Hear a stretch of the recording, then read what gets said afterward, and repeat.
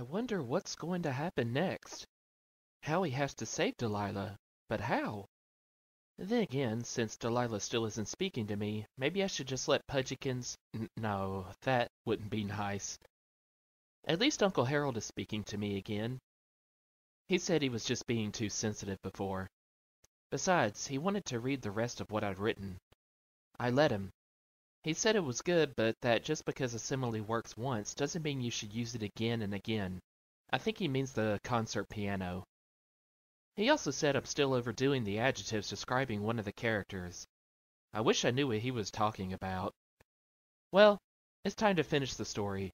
In most stories like this, the monster has to be killed off. I like Pudgikins too much to kill him off. Besides, I am a gentle, peace-loving creature, and I do not want my story to be violent. How am I going to end this without blowing Pudgikins up? Maybe the formula could wear off and he could grow small again.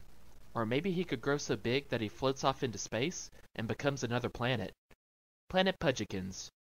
Maybe not. I guess I'll just have to write it to find out what happens. Save me, Delilah cried. Where's your boyfriend? Howie cried back. Why doesn't he save you? I don't have a boyfriend, Delilah sobbed. I made that up. I couldn't stand worrying about you. You're too brave, too good, too smart, too strong. Stop, Howie shouted, even though he didn't really want her to. I'll save you. Of course, to most people standing around, the conversation sounded like this. Ruff! Delilah cried. Yip, yip, yip, yip, yip. Howie cried back. Yip, ruff, ruff. Okay, I'm not going to go through this whole entire thing. The question was, how was Howie going to save Delilah? Why had Pudgikins picked her up in the first place? Except for that one moment when he'd eyed Howie as if he were snack food, the big Pudge seemed to have more of an attraction to smelly socks and old sweatshirts, and the contents of garbage pails and...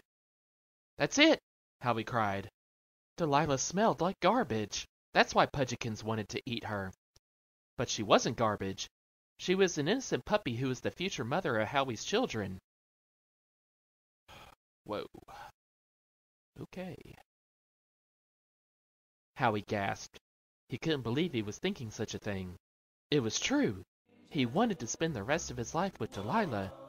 He wanted them to take long strolls along the beach together, sniffing for clams.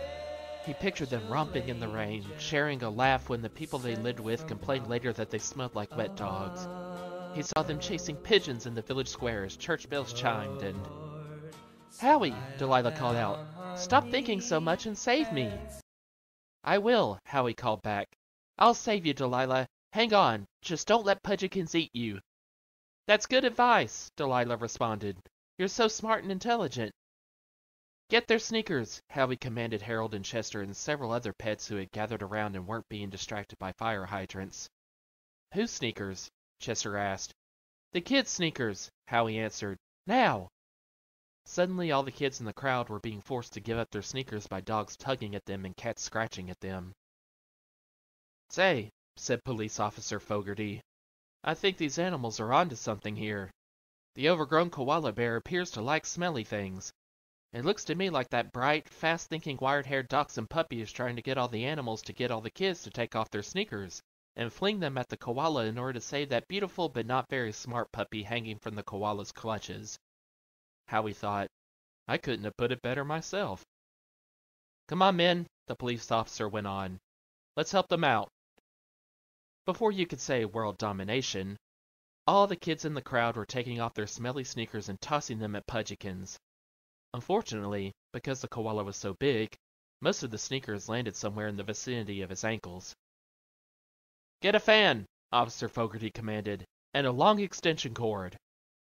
Before you could say a finely tuned concert piano, all the sneakers were heaped in a huge pile and a fan was set up behind them.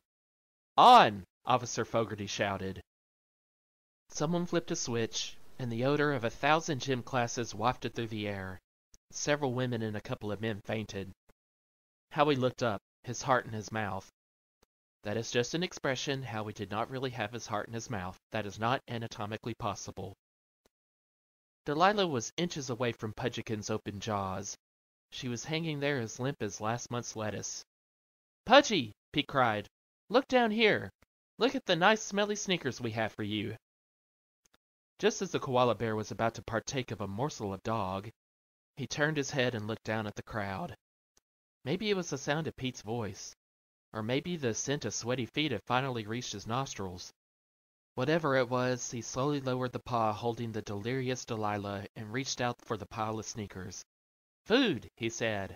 Yum!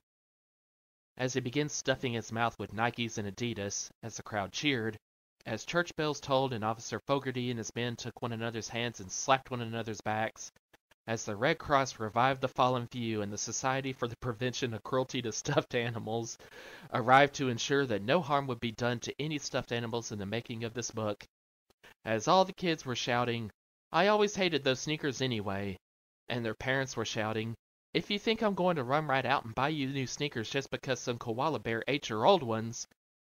As all this was going on, Howie ran to Delilah. Oh, Howie, she said, looking into his eyes the moment after she landed on the ground with a kaboom. You are my hero.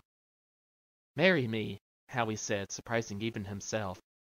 But you think I'm beautiful but not very smart, Delilah said. I'm the one who's not very smart, said Howie. You're right, Delilah said with a laugh. Oh, Howie, my Howie, yes, I will marry you. Howie's knees buckled, and they lived happily ever after. The end. Uncle Harold said, What happened to Pudgykins? Oh, right, Pudgykins.